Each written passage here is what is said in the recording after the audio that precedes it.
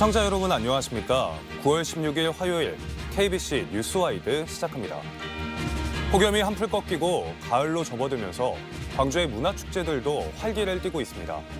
오늘은 광주의 문화발전소, 광주문화재단의 노희용 대표이사와 함께 이야기 나눠보겠습니다.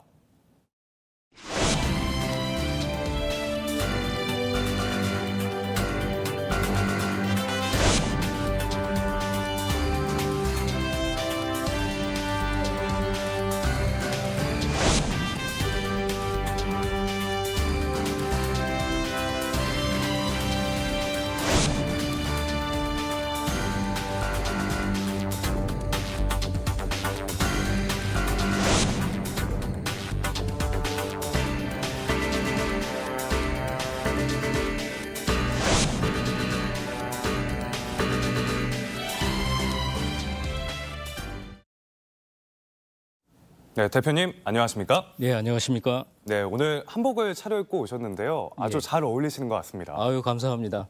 오늘 제가 말씀드릴 내용 중에 우리 전통문화 관련된 부분이 있어서 한복을 한번 입어봤습니다. 네, 광주 문화행정의 책임자로서 예. 재단을 이끌고 있습니다. 예. 취임 후 1년 반 동안 어떤 변화가 있었다고 생각하십니까?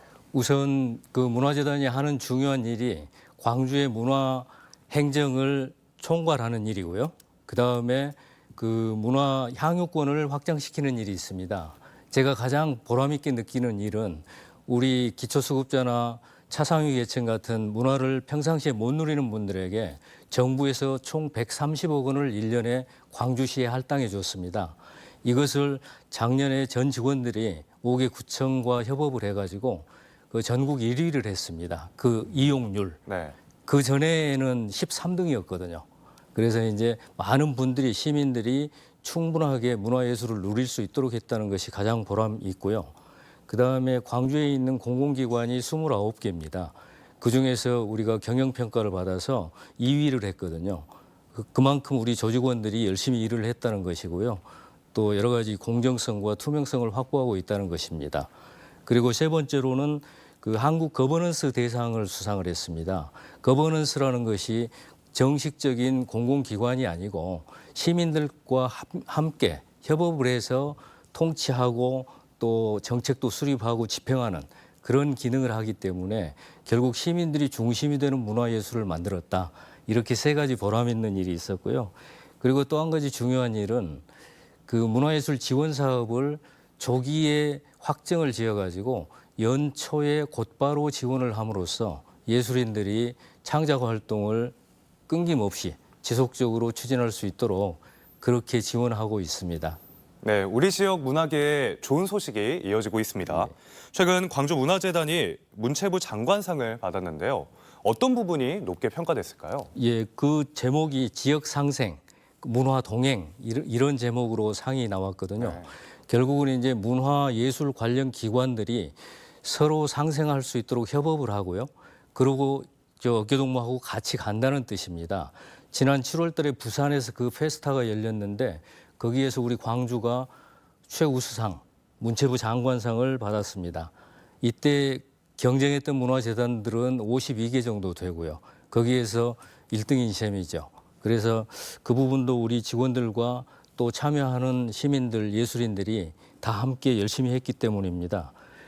그리고 이제 그 내용을 보면 그 내용은 유아들의 교육 내용이거든요. 그래가지고 유아들을 교육시키는 문화예술 프로그램이었고요. 그 결과물로 공연을 하나 만들었습니다. 공연 제목은 그릇을 만들어주세요 하는 내용이었고요. 제가 문화전당재단하고 또 시청자 미디어센터 그리고 육아지원센터 이런 곳들이 7개 기관이 합쳐져 가지고 만들었고요.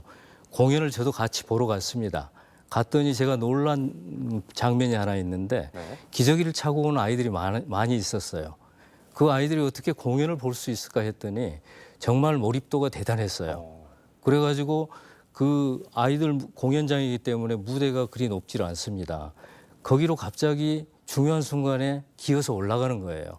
올라가서 배우들을 만져보기도 하고 이렇게 해서 아, 이렇게 어릴 때부터 그 문화예술 교육이 효과가 있구나 이걸 느꼈습니다. 그 콘텐츠를 인정을 받아가지고 여러 기관이 협업을 하고 또 내용 자체도 의미 있고 신선하고 해서 저희들이 수상을 하게 된 겁니다. 그렇게 해가지고 이제 또 그와 동시에 우리 광주시에서 조례를 만들어 가지고요. 7세 미만의 유아들에 대한 문화예술 교육이 의무화되도록 그렇게 해서 조례를 만들었습니다. 그래서 콘텐츠도 좋고 또 제도도 형성하고 해서 두 가지가 잘 됐다고 해서 상을 받았습니다. 네, 국내뿐만 아니라 세계에서도 좋은 성과를 거두고 있죠. 예, 네, 예. 어떤 성과인지 소개해 주시죠. 그 세계적인 축제 중에서 유명한 것이 영국의 에든버러 축제입니다. 네. 거기는 이제 프린지 페스티벌이 1940년부터 시작을 했는데 그 프린지니까 주변의 예술 공연이고 본 무대에 올라가지 못했던 것들이 오히려 중심이 되어 가지고 여태까지 왔던 거거든요.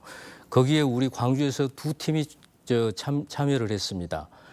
한 팀은 초청을 받아서 갔고요. 그거는 이제 우리 문화재단에서 직접 지원을 했던 팀인데 그 이승규라는 작곡가가 크리에이티브 아트라는 그 단체를 만들어 가지고 운영을 하고 있습니다. 그래서 그 폐 플라스틱 버려지는 플라스틱을 녹여 가지고 그걸 가지고 첼로를 만들었어요. 그리고 또 농약통이 있지 않습니까? 양철로 만든 농약통을 그대로 활용해 가지고 첼로를 만들었습니다. 그 농약통의 통이 첼로의 몸통하고 거의 비슷한 음량을 내준다고 합니다. 네. 그래가지고 이제 재활용하는 의미로 지금 기후 변화에 대한 대응이 음악 분야에서도 예술 분야에서도 있다. 해서 거기에서 이제 아시안 어워드라고 해가지고 특별상을 받았습니다. 그렇게 했고요. 또 국립아시아문화전당 재단이 있거든요. 그 재단에서 지원했던 연극 한 편이 또 아시안상을 받았습니다. 그 연극은 시간을 칠하는 사람이라는 제목이 연극이었고요. 그래서 이 두 가지가 상을 받았는데 이게 의미를 가지는 이유가 있습니다. 첫 번째는 광주라는 이 작은 지역에서 출발한 공연이 예술이 세계적으로 인정을 받을 수 있다 하는 가능성을 가지고 있고요. 그다음에 그 광주 예술 분야에서 종사하는 여러분들이 상당한 재능을 갖고 있다는 게 간접적으로 평가가 된다는 그런 의미를 갖고 있습니다. 네, 무더위가 지나고 본격적인 가을 축제 기간에 들어갔습니다. 지금은 광주 디자인 비엔날레가 한창이고 다음 달엔 광주 국제 아트 페어도 열리는데요. 예. 아트 광주는 재단이 준비하고 있죠. 예. 네, 준비는 잘 되고 있을까요? 네, 잘하고 있고요. 아트 광주는 지금 금년이 16회인데 작년부터 문화재단이 주관해서 하고 있습니다. 그리고 아까 말씀하신 디자인 비엔날레는 11월 2일까지고요.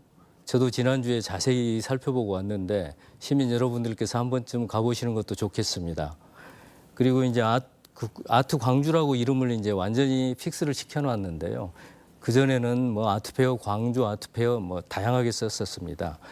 그래서 이제 금년부터는 아트 광주라고 하고 매년 앞에다가 연도 2025, 2026 이렇게 바꿔나갈 겁니다. 그리고 이제 세계적으로 유명한 거는 스위스의 아트 바젤이고요.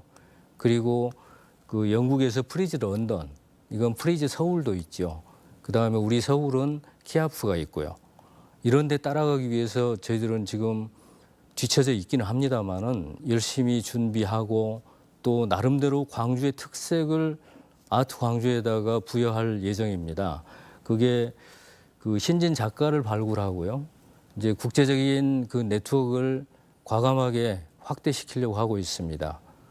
작년 결과 협업했던 외국들하고 해서 5개 국가에 우리 20명의 그 예술가들이 가서 최근까지 전시를 하고 왔거든요.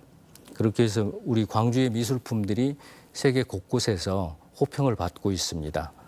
그렇게 하고 금년에는 16회인데 11개 국가에서 참여를 하고 있고요.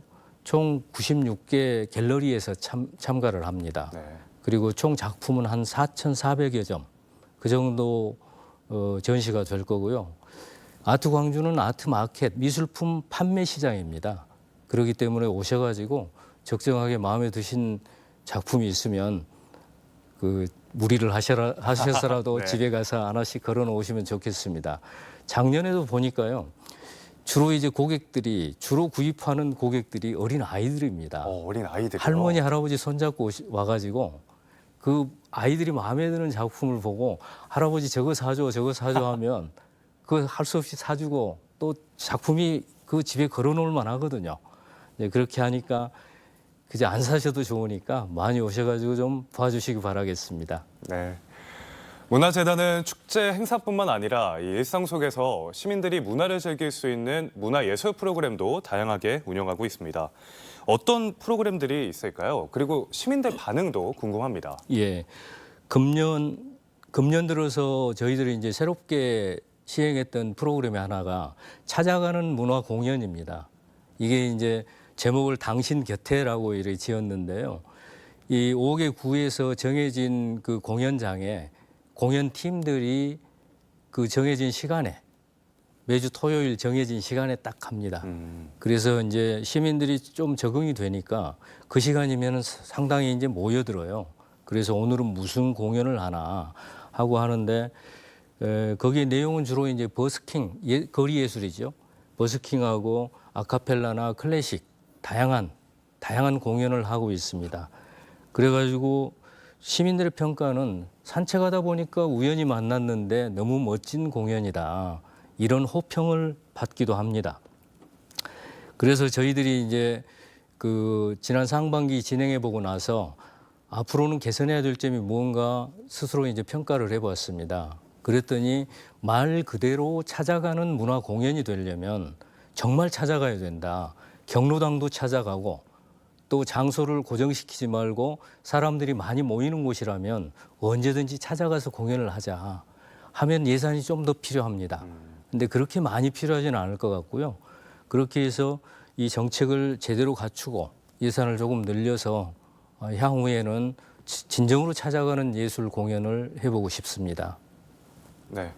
문화재단 인근에 광주공원 주차장이 최근 탈바꿈했죠. 예. 네, 다양한 문화예술 공간으로 활용되고 있는데 앞서 언급하신 당신 곁에와 같이 버스킹 공연이 좀 활발한 것 같습니다. 예, 예. 또 어떤 공연들이 준비되어 있을까요? 거기에서는 코스튬 플레이라고 해서요.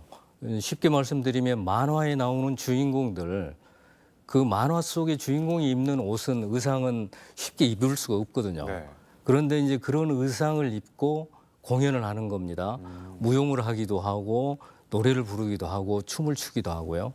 그런데 그게 그렇게 인기 있는 줄 몰랐어요. 저지난주에 그러니까 했었는데 아주 인기가 좋습니다. 그리고 또 하나는 스트릿 댄스입니다. 스트릿 댄스를 지난주에 했는데 그날따라 비가 폭우가 쏟아졌어요. 그래서 야외에서 할 수가 없어가지고 바로 옆에 있는 희경루로 갔습니다. 네. 희경루는 전통 루각이거든요. 거기에서 최신의 현대적인 춤, 스트릿 댄스를 그 안에서 추는데 너무나 멋있는 거예요. 그래서 이게 전통과 현대가 어우러질 수 있구나 하는 그런 느낌을 받았습니다.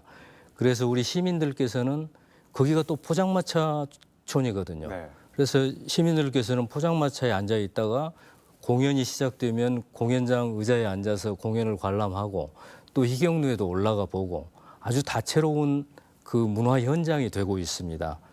그리고 또 거기가 의미 있는 것이 광주시에서 우리 강기정 시장님 지금 대자보 하시면서 대중교통과 자전거 그다음에 보행 이 세 가지를 강조하시잖아요. 거기가 대자보의 출발지입니다. 광주 대자보의 출발선. 그래서 그 지저분했던 주차장을 전부 정비하고 광장으로 만들어 놨습니다. 아주 좋아합니다, 시민들께서. 네, 확실히 걸으면서 볼거리가 다양할 것 같습니다. 예. 네. 이처럼 시민들이 생활 속에서 문화를 쉽게 즐길 수 있도록 하는 것이 바로 재단의 역할인 것 같은데요. 이 밖에 또 어떤 일들을 하고 있습니까? 저희들이 금년의 목표가 협업 그리고 개방입니다. 그래서 협업이라고 하는 것은 우리 문화 관련 기관들이 서로 협업을 해서 새로운 공연물로 만들어내고 또 현실적인 정책도 만들어서 같이 공동으로 추진하고 또 각자의 정책을 옆에서 판단해서 비판하기도 하고 보완하기도 하고 있습니다. 그다음에 이제 개방이 중요한데요. 저희들이 금년의 목표로 개방을 삼아가지고 저희 빛고울 시민문화관 1층을 전시실로 완전히 그 리모델링해서 개방을 하고 있습니다. 상반기 전시를 했는데 예술인들뿐만 아니라 오가는 시민들한테 아주 인기가 좋습니다. 그다음에 옆에 아트스페이스라는 그 건물이 있는데 거기에 이제 작년에 노벨상 받았던 한강 작가 이후로 문학에 대한 관심이 아주 많거든요. 그래서 저희들이 문학 세미나도 하고 토론도 하고 함께 모여서 책도 읽을 수 있도록 글빛 마루 정원이라고 그걸 조성을 해놨습니다. 그런 공간들을 개방하고 있고요. 또 전통문화관 울림동에 있거든요. 오늘 거기서 이제 행사를 하면 저처럼 이렇게 한복 체험도 할 수 있고 아주 다양하고 옛날 전통 가옥에서 사진을 찍으면 또 멋지게 나옵니다. 그리고 또 희경루 있고요. 희경루는 야경이 아주 멋집니다. 이제 그런 상황 속에서 전부 오픈되어 있으니까 시민 여러분들 지나가시다가 주저하지 마시고 쑥 들어오셔서 안에 무엇이 있는가, 공연이 진행이 되면 또 공연도 보시고요. 그렇게 해주시기 바랍니다. 네, 앞서 얘기한 대로 문화재단은 이 문화 행사나 프로그램 말고도 광주 전체에 문화 정책을 만들고 실현하는 기관입니다. 광주의 문화 정책 방향에 대해서도 살펴보면 좋을 것 같은데요. 정부는 문화 강국을 국정과제로 강조하고 있습니다. 아시아 문화 중심 도시 광주는 어떤 역할을 해야 한다고 보십니까? 예, 실제로 이제 문화 중심 도시가 정말로 현실적으로 문화 중심 도시로 가야 합니다. 그런데 지금까지는 그 정부가 여러 번 정당 집권당이 바뀌면서 그 와중에 그 아시아 문화 중심 도시 추진 사업들이 여러 가지 제한도 받고 축소도 되고 해왔습니다. 그런데 현 정부에서는 그 최초에 계획했던 대로 아시아 문화 중심 도시 사업들을 착실히 추진해야 되는 게 기본이고요. 그러기 위해서는 그 정부에서는 정부 예산의 2%까지 문화 예술 예산을 늘리겠다. 이렇게 2030년 장기죠. 공약을 했는데 아마 실현할 걸로 생각을 합니다. 네. 현재는 1.02%밖에 안 됩니다. 그걸 2배로 늘린다는 얘기죠. 그러고 이제 우리 광주시는 다행히 지금 우리 시 예산 중에서 문화예술 예산의 비중이 4% 가까이 됩니다. 그 정부에 비하면 4배나 많은 거죠, 비율로. 상당히 높은 편이네요. 그렇습니다. 전국 최고 수준입니다, 거의. 그래서 광주는 문화예술 도시 맞습니다. 맞는데 우리 시민들의 체감도는 많이 따라가지 못하고 있는 것 같아요. 근데 저는 예향이라고 하면 3가지 조건이 있다고 생각해요. 첫 번째는 그 예술이 역사적인 전통을 갖고 있는가. 저희가 쭉 거슬러서 보면 삼국 이전 시대부터 마한 시대부터 우리의 역사적 전통이 문화예술에 밀접하게 돼 있습니다. 그래서 불교 문화도 있고 또 시가 문화도 있고 또 남종화도 있고 등등 이렇게 쭉 이어져 내려왔고요. 그다음에 두 번째로는 예술가하고 작품이 꾸준히 배출이 되는가. 잘 되고 있습니다. 현대 미술까지 쭉 이어져 오고 있고요. 거기에 판소리 이런 부분이 임방울 같은 그런 거인이 이렇게 나와서 유지를 해왔고요. 그다음에 우리 일상적으로 시민들이 그런 문화예술 활동에 참여를 하느냐. 그것이 조금 부족한 것 같아요. 저는 그래서 개방한다는 뜻이고요. 언제든지 오셔가지고 문화예술을 함께 누려주셨으면 좋겠습니다. 특히 이번 가을에는 충장축제를 비롯해가지고 억새축제도 있고 여러 가지 다양한 축제가 있거든요. 그 안에 문화예술이 가득 차 있습니다. 시민 여러분 주저하지 마시고 그 현장에서 마음껏 누리시기 바랍니다. 네, 광주에는 국립아시아문화전당 그리고 광주 비엔날레 등 우리나라를 대표하는 문화기관들이 많습니다. 예. 네, 각자 역할이 다른 이런 대형 문화기관들이 어떤 방식으로 협력하고 또 시너지 효과를 내고 있을까요? 예. 우리 시에는 광주시에는 문화기관 협의회라고 협의회가 쭉 구성돼 갖고 왔고요. 거기 16개 기관이 참여를 하고 있습니다. 그중에서 우리 문화재단이 거기에서 지금 의장 기관을 맡고 있고요. 지금까지 꾸준히 그 정책적인 교류도 하고 또 상당 부분 힘을 합쳐서 공연물을 만들어내기도 하고 있습니다. 그래서 작년에 보면은 그 폐 자원을 활용해 가지고 칼림바라는 조그만 악기 있거든요. 네. 조그만 악기를 만들어 가지고 유아 기관에다가 배부도 해드리고 했고요. 또 이번에 세계 양궁 선수권 대회는 이 공동으로 홍보도 했습니다. 이런 협력 사업을 하고 있고요. 그 타 지역 같은 경우도 이런 협의체는 있는데 주로 이제 정보 교류 정도에 그치는 것 같아요. 그래서 우리는 보다 더 실질적인 협력을 하자 하면서 다양한 작지만 지금 다양한 정책 사업을 진행을 하고 있습니다. 그래가지고 앞으로는 이제 콘텐츠를 더욱더 다양화시킬 예정이고요. 아까도 잠깐 설명드렸던 그릇을 만들어 주세요. 이런 유아 그 연극 이런 것이 협력해서 만들어진 거거든요. 내년에는 더욱더 그런 부분들을 확충해 나갈 예정입니다. 네. 광주 문화계의 오랜 수건인 이 국립현대미술관 분관 유치 상황도 궁금합니다. 분관 건립을 위한 용역비가 내년도 정부 예산안에 반영이 됐는데요. 예.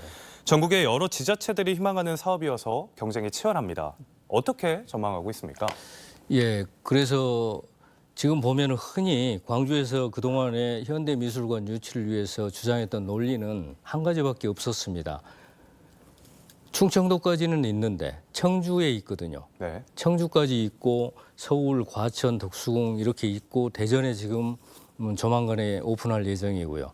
그러다 보니까 영혼함이 없다고 우리도 하나 달라. 이런 정도밖에 논리 제시를 못했는데 저는 그건 아니라고 봅니다. 그건 당연히 기본이고요.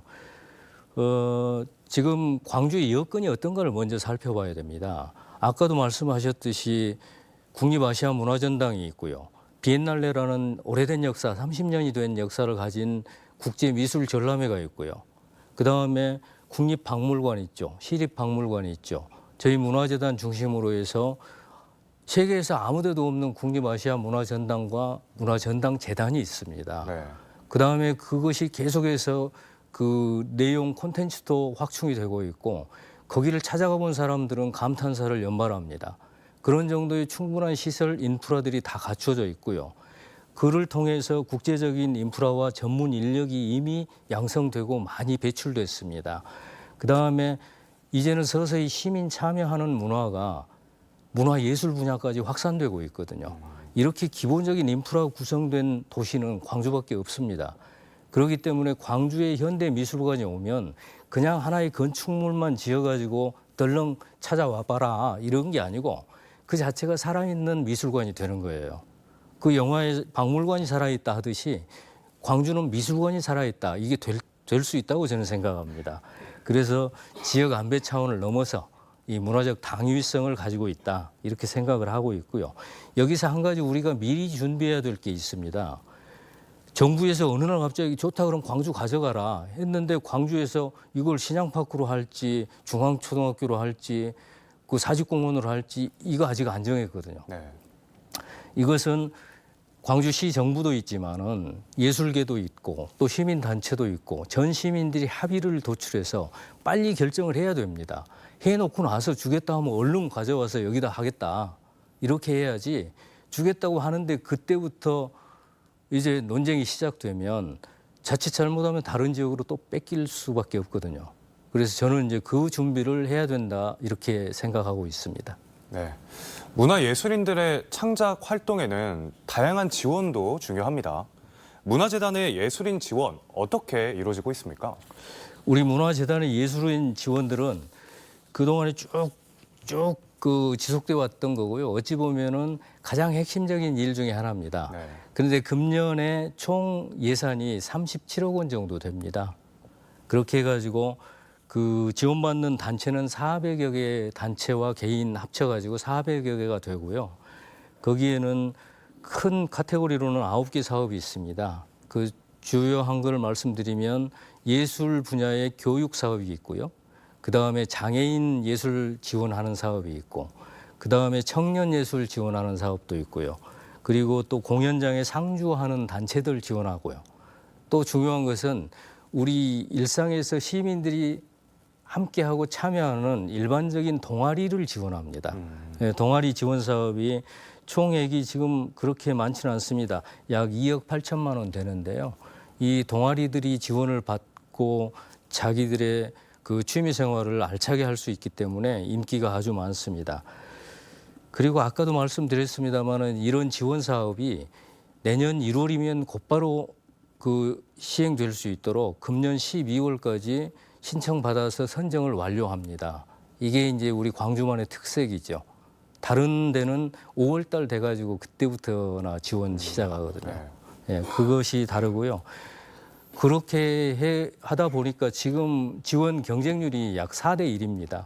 그래서 신청하고 나서 합격하기까지 굉장히 어렵습니다. 그래서 저희 문화재단에서는 공정성하고 객관성을 확보해가지고 최대한 그 좋은 작품에 지원을 하려고 하고 있습니다. 네. 대표님은 앞서 광주 동구청장을 지냈기 때문에 예. 내년 지방선거 출마 여부를 궁금해하는 분들이 많습니다. 이 자리에서 직접 답해 주시겠습니까? 예. 사실 최근 들어가지고 부쩍 저보고 내년에 출마할 거냐 이런 질문을 많이 하십니다. 그런데 이제 제가 말씀드릴 수 있는 거는 정치는 살아있는 생물하고 똑같다고 하지 않습니까? 그러듯이 저 자신도 이 부분에 대해서는 계속 살아서 움직이는 상황이고요. 그다음에 이제 말씀드릴 부분은 지금 현재 문화재단 대표로서 문화재단의 업무에 충실하고 최선을 다하고 있습니다. 앞으로 제가 그런 상황이 될 때까지는 최선을 다해서 문화재단 문화예술 진흥을 위한 노력을 하겠습니다. 네. 끝으로 시민들과 시청자 여러분들께 전하고 싶은 말씀 짧게 한 말씀 부탁드리겠습니다. 예, 시간이 빨리 갔습니다. 네. 문화는 여가나 여흥이 아닙니다. 시간이 남거나 돈이 남아서 즐기는 것이 아니고요. 어찌 보면 우리 인간의 삶의 기본이라고 할 수 있습니다. 그래서 우리 존재 그 자체일 수 있거든요. 공기가 우리 살아가는 데 있어서 반드시 필요한 것이듯이 문화는 우리 영혼을 보호해주는 그런 장치라고 생각을 합니다. 그래서 올 가을 문화예술 큰 축제 많이 있기 때문에 시민 여러분들께서 적극적이고 주체적으로 즐기시기 바라겠습니다. 네, 오늘 이야기는 여기서 마무리하겠습니다. 지금까지 광주문화재단 노희용 대표이사와 함께했습니다. 대표님 고맙습니다. 감사합니다.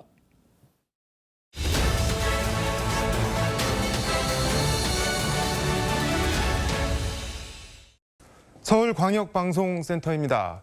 이재명 정부 첫 국회 대정부 질문 첫 번째 주자로 나선 임이자 국민의힘 의원이 이재명 대통령 탄핵 소추안 발의, 정청래 더불어민주당 대표 사퇴, 김민석 국무총리 사퇴 등 초강경 발언을 이어나가 의원석에서 고성이 쏟아져 나왔습니다. 여의도 초대석 국회 과학기술정보방송통신위원회와 운영위원회 위원인 광주 서구갑 더불어민주당 조인철 의원과 정치권 현안 그리고 미디어 현안 이슈 짚어보겠습니다. 의원님 어서 오십시오. 네, 안녕하십니까. 상임위만 엄청 바쁜 상임위 2개 하시고 특위도 또 뭐 하나 하시는 것 같고 근데 바쁘시겠어요 많이? 네, 뭐 저 다 네. 그러는지는 모르겠습니다만 처음 해보는 거라 네. 뭐 이런저런 일들이 많이 맡겨지네요 이제. 대표적으로 최근에 있었던 네. 호남발전 특위 당에 그것도 있고, 그다음에 보이시피싱 대책 특별반 또 거기 간사 맡게 되고 이러다 보니까 계속 회의들도 많아지고 네. 챙겨야 될 일들이 많아서 좀 바쁘긴 합니다. 바쁜데 오늘 시간 내주셔서 고맙습니다. 네. 자주 불러주십시오. 네.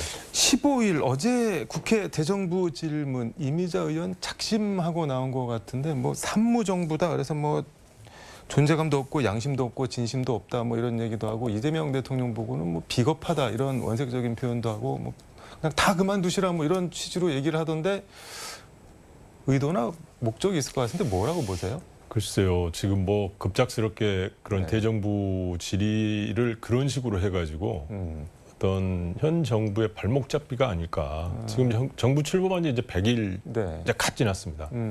이런 상태에서 비정상의 정상화를 위해서 네. 이재명 정부 그다음에 뭐 우리 민주당이 최선을 다하고 있는데 네. 거기에 딴지를 건다는 걸로 보입니다.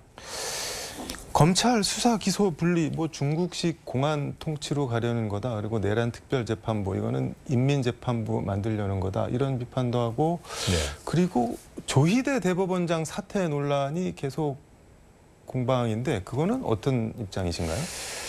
글쎄요, 지금 뭐 특별재판부라는 용어보다는 저희는 전담부라고 하지 않습니까? 내란 재판 전담부, 전담 재판부를 이제 법원 내에 설치해라. 네. 이런 겁니다. 근데 그런 거는 법적으로도 지금 이미 법적 테두리 내에서 네. 현재 법원이 운영하고 있습니다.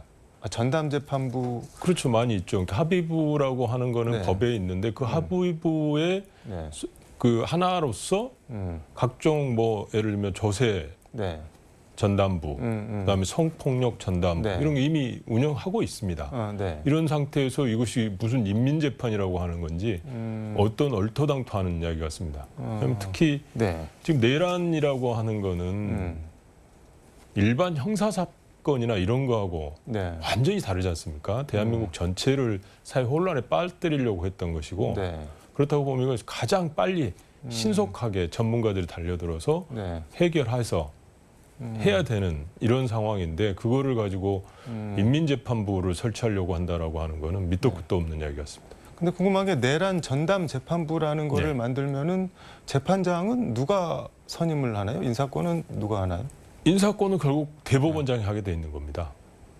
지금 뭐 크게 다른 게 없는. 다른 게 없습니다. 지금도 자기들은 전담부라는 것을 이미 운영하고 있는 네. 상태지 않습니까?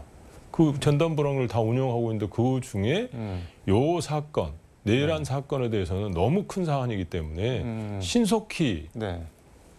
재판부에서 해결을 해라. 종결시켜서 국정을 안정시키자라는 측면이 훨씬 더 크기 때문에 이거는 인민재판이라기보다는 대한민국 정상화와 안정화를 위해서 신속히 필요한 거라고 생각이 됩니다.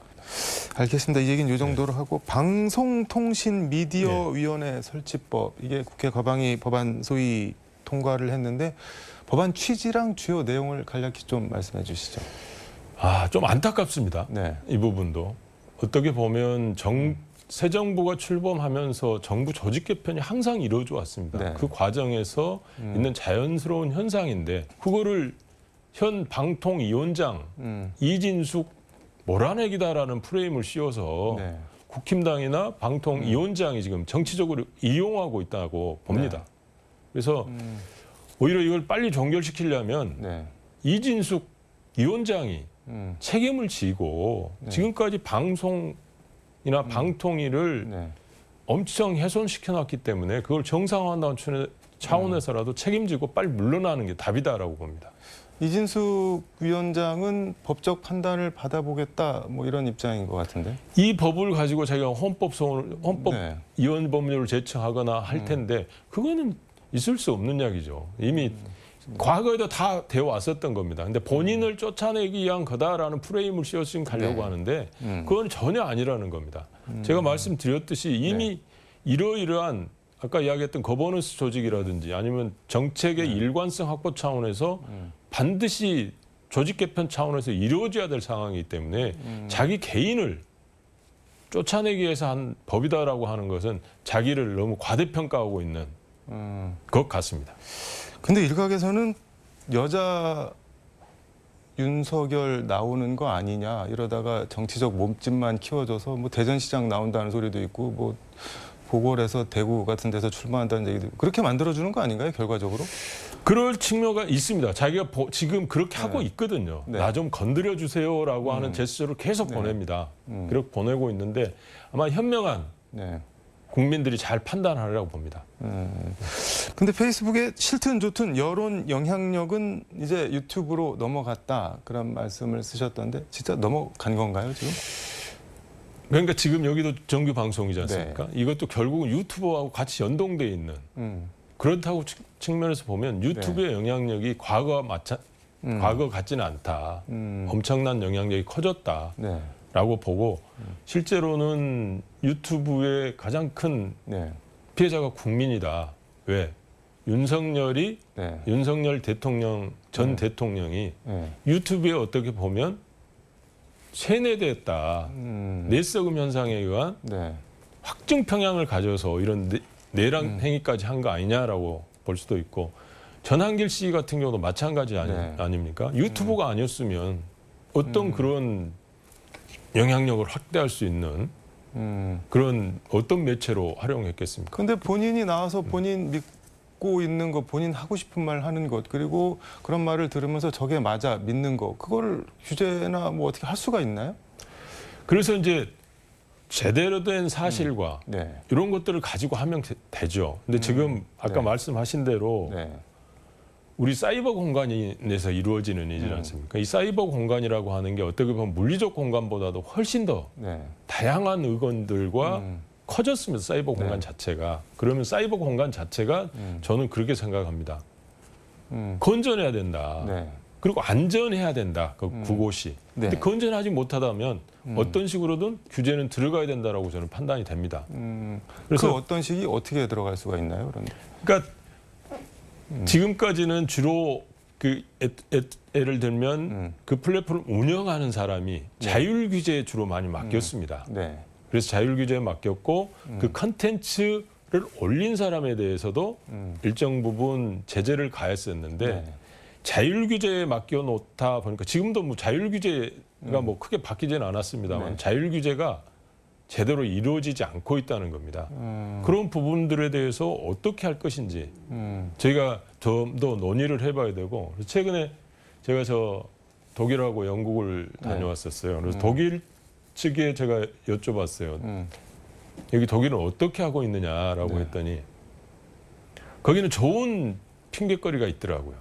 뭐 어떤 게? EU를 핑계대더라고요. 이건 EU에서 한다라고 넘긴다는 거예요. 그러니까 각 개별 국가가 접근하지 않고 EU 법이다 그거는. 거기는 유튜브를 규제를 하나요, 그러면? 하죠. 하려고 하는 법, 강력한 법을 만들었죠. DSA법이라고 디지털 서비스법. 네. 요걸 만들어서 하려고 규제를 도입하려고 하죠. 그래서 이제 뭐 제가 네. 했던 게 지금은 대리인 제도라는 게 운영되고 있는데 저희가 뭐 연락도 하고 뭐 제재를 네. 하고 뭐 할 때 취해야 되는 그런 부분들을 지정하게 돼 있는데 그 부분을 좀 네. 강화하는 법을 좀 내놓기도 했습니다. 예를 들면 그 좀 실효성 있게 하고 거기 잘 안 들었을 때는 저희가 제재를 가하기도 하는 이런 거하고 개인 유튜버에 대한 네. 직접 저희가 이제 제재를 가하는 법도 지금 만들고 그러고 있습니다. 아니 근데 유튜브들이 거기 나와서 뭐 아무 말 대잔치 하고 이렇게 돈 벌고 그래도 지금 어떻게 제어할 수 있는 방법이 전혀 없나요? 지금도 있습니다. 명예훼손죄라든지 뭐 이런 것들이 있는데 지금까지 운영되고 있는 거 보면 네. 벌금 평균이 네. 1,000만 원도 안 됩니다. 그 사람들 버는 거에 비하면은 뭐 그렇습니다. 그래서 제가 지금 그 발의해 놓은 법안 중에는 네. 경제적 이익 몰수를 하자라고 하는 그러니까 자기가 번 것에 그 불법적인 유튜브 활동이나 이런 걸 통해서 번 수익 중에 불법적으로 번 거는 전부 몰수하자라는 법을 하나 내놨고요. 그다음에 두 번째는 그 불법적인 유튜브 활동을 통해서 네.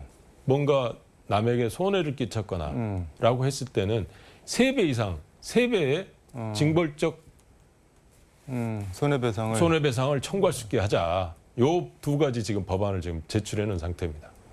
몰수는 어디까지를 범죄 수익으로 봐야 되냐 되는 이슈가 있어서 그 상당히 좀 복잡할 논란은 될 것 수도 같은데. 있습니다. 그거는 이제 어차피 행정부하고 더 그 시행령이나 이런 거 만들 때 준비해야 될 거고 더 깊은 거는 이제 법원에서 판단을 하겠죠.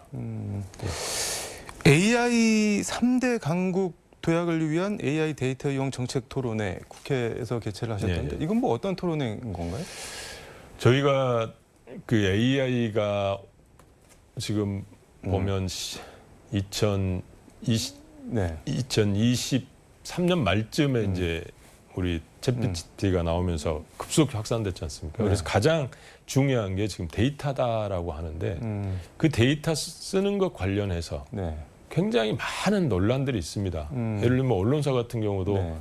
스크롤링이라고 그러죠. 막 가져다 쓰는데 요거에 대해서 어떻게 할 거냐, 비용 지불은 안 하느냐라는 다툼들이 계속 있습니다. 네. 그 중에서 가장 큰 게 지금 그 저작권 문제. 저작권을 가지고 있는 이 부분들에 대해서 어떻게 보호할 것이냐. 실제로 자본주의 사회에서 저작권을 재산권으로서 인정되고 있고 그건 당연히 인정돼야 되는데 AI가 막 가져다 쓴다는 거예요. 그거를. 그럼 그거를 어떻게 할 것이냐. 우리 네. 저 얼마 전에 그 뭐 저 일본 무슨 풍이라고 그랬죠? 그게 무슨 풍이요? 그 만화 영화 풍으로 이렇게 지불이 예, 뭐 그런 풍으로 네, 산다든지 네. 그런 것들에 대해서 이제 논란이 많으니까 그 저작권자, 정부 부처 이런 사람들 다 모아서 한번 이야기 좀 해보자. 이런 일이 한 번도 없었습니다. 그러니까 공식으로 없어서 정부 부처 저작권 관련 업계 그다음에 업계 다 모여서 저희가 이야기를 한번 들어봤습니다. 근데 이야기를 들어봤는데 그 저작권 관련 네. 업체 측 그 협회나 이런 데서 관련자도 보면 절대 쓰지 마라가 아닙니다. 그리고 기업들도 보면 나 네. 그거 공짜로만 쓰겠다 이런 것도 아니더라고요. 그러니까 적정하게 두 양측이 만나서 어떤 협상의 협의의 여지가 충분히 있어서 앞으로 좀 그 부분을 좀 정리해 나갈 생각입니다. 근데 저는 어쨌든 언론사에 있는 입장에서 보면은 지금 네이버나 다음 포털에 언론사들이 많이 종속됐다 그래도 검색이든 컨텐츠 제휴도 어떤 특정 회사 뭐 가령 KBC면은 KBC 뭐 조선일보는 조선일보 그 회사 이름으로 노출이 되는데 AI 검색이 되면 회사는 사라지고 AI 컨텐츠만 남게 되면은 언론사들 방송사들 앞으로 뭐 갖고 먹고 살지 그런 생각이 들더라고요. 그건 그래서 진짜. 이제 일부에서는 이제 개별적으로 이렇게 개별 언론사하고 직접 MOU를 체결하거나 무슨 계약을 체결해서 이렇게 해결하는 경우도 지금 계속 나오더라고요. 전번에 보니까 MBN하고 어디하고 또 이렇게 네. 했던데 그런 식으로 풀어 나가지만 전반적인 네. 어떤 제도 차원에서 어떤 정리가 좀 필요해 보입니다. 역할을 좀 해주시기를 기대하면서 정동영 의원이 통일부 장관 가면서 과방위 예산심사 소위원장을 의원님이 맡으셨는데 상임위 예산심사 소위원장을 초선이 맡는 거는 전 잘 못 들어봤는데 지금 22대 국회 의원님 말고 없죠? 제가 알기로는 없는 것 같습니다. 너무 과분한 자리여서 좀 어깨도 무겁고 그렇습니다. 비결이 뭔가요? 네. 우리 상임위원들이 결국은 이제 우리 전체 상임위에서 네. 임명하는 건데 물론 이제 만장일치로 이제 여야가 합의해서 네. 제가 됐습니다마는 우리 의원님들이 좀 이쁘게 봐주지 않았나라는 생각이 듭니다. 물론 이제 제가 이제 그 재정부서에 계속 네. 근무했던 그런 경력을 많이 쳤던 것 같고 기재부. 기재부 경력과 그다음에 이제 그 제가 보면 이렇게 네. 어떤 한쪽에 치우치지 않고 잘 합리적으로 조정한다라는 평을 많이 듣습니다. 그런 것들을 여러 가지로 감안되지 않았을까 싶습니다. 아무튼 지금 예산심사소위원장도 하시고 국회 과방위원이신데 광주 AI 특화 도시 이거는 네. 뭐 되는 건가요? 어떻게 되는 건가요? 지금 계속해서 네. 조금씩 계속 나가고 있습니다. 근데 이제 AI라고 하는 게 바로 눈에 손에 안 잡히지 않습니까? 그래서 이제 우리 시민들은 답답해할 수도 있고 실제로 지금 1단계로 한 4천억이 네. 투자돼서 컴퓨터 센터나 이런 것들이 북구 우리 네. 첨단 산단에 이미 그 설치가 돼서 각종 기업들, 우리 광주에 내려오는 기업들한테 서비스가 되고 있습니다. 근데 저는 궁금한 게 네. 뭐를 가져오면 뭐를 세워놓으면은 AI 특화 도시의 초석은 놨다, 디딤돌은 놨다. 그렇게 뭘 갖고 평가를 할 수가 있는 건가요? 그래서 제가 생각해 놓은 게 공약에 넣어 놓은 게 그 우리 컴퓨팅 센터 하나. 컴퓨팅 센터. 예, 우리 저 대통령도 말씀을 하셨지 않습니까? 그거. 그다음에 두 번째가 광주에 지금 당장 큰 뭐 반도체 공장을 짓기는 당장 쉽지 않지 않습니까? 네. 근데 가장 AI나 이런 것들로 가장 쉽게 접근할 수 있는 게 반도체 칩 설계하는 겁니다. 쉽게 이야기해서 팹리스 기업, 어떤 거? 엔비디아 같은 팹리스, 그러니까 공장을 하면 이제 반도체 칩은 네. 앞으로 무한한 수요가 있을 수밖에 없지 않습니까? 그 엔드 단위까지 내려가면 각종 이제 칩들이 많이 필요할 겁니다. 그걸 설계하는 회사들이 다양하게 많이 필요할 거고, 최근 우리 국내에도 보면 퓨리어사 AI 같은 경우 뭐 1조 넘는 네. 돈을 줄 테니 팔아라라고 메타에서 했어도 안 판다고 할 정도로 엄청난 기업 가치들을 만들어내거든요. 그런 회사들을 만들겠다는 건가요? 그렇습니다. 그래서 그게 만들어질 수가 있나요? 근데 그런 그래서 회사들이? 이제 그런 기업들이 와서 활동할 수 있도록 인프라를 깔자. 그래서 그 하나 만들어 놓은 공약에 넣어 놓은 게 네. AI 실증 센터를 하나 만들자라고 해놓은 거 있습니다. 실증. 예, 실증할 수 있는. 그래서 그 개념이 뭐냐면 팹리스 기업들이 설계를 하면 칩을 설계하면 팹리스가 뭔가요, 그런데? 그러니까 공장이 없는. 그러니까 TSMC는 칩을 그냥 만들어내지 않습니까? 네. 근데 엔비디아는 자기가 직접 만들지는 않습니다. 그냥 설계만 해서 TSMC에 발주를 줘서 아니면 삼성에 발주를 줘서 생산을 하게 되는 거죠. 이게 뭔가 저는 잘 모르는 신세계가 있기는 있는 것 같은데 아무튼 그거를 광주로 가져오시겠다 그런 그런 말씀이에요. 기업들을 키우겠다는 거예요, 거기서. 그래서 그러기 위해서는 네. 그 설계한 거를 시험적으로 일단 만들어 봐야 될 거고, 그걸 테스트도 해봐야 되고, 실증도 해봐야 되고, 이런 과정을 다 할 수 있도록 어떤 센터를 하나 거기다 만들자. 이런 인프라, 그다음에 연구원, 이런 것들을 좀 깔아달라. 그러면 광주가 앞으로 AI로 먹고 살 수 있다. 거기다가 최근에 AI 실증 2단계 사업이라고 해서 이번 들어갔습니다. 1단계가 4천억 들어갔으면 네. 2단계는 지금 예타 면제 사업인데 6천억 정도 확보가 될 것 같습니다. 그거는 실증 위주로 실증 위주로 하자. 그러니까 그런 거 많이 보셨을 거예요. 우리 뭐 네. 교통체계 뭐 오면 그걸 AI 돌려서 어떻게 뭐 잘 할 수 있다든지 시민들이 이제 체감을 할 수 있겠죠. 네. 그런 것들은 그런 거라든지 자율주행차라든지 이런 것들이 실증할 수 있는 그런 예산으로 한 6천억 정도 확보가 된 겁니다. 알겠습니다. 시간이 다 돼서 혹시 못 하신 말씀이 있으면은 마무리 말씀 겸 해서 듣도록 하겠습니다. 예, 지금 이제 정부와 여당이 바뀐 지가 이제 겨우 이제 한 100일 된 것 같습니다.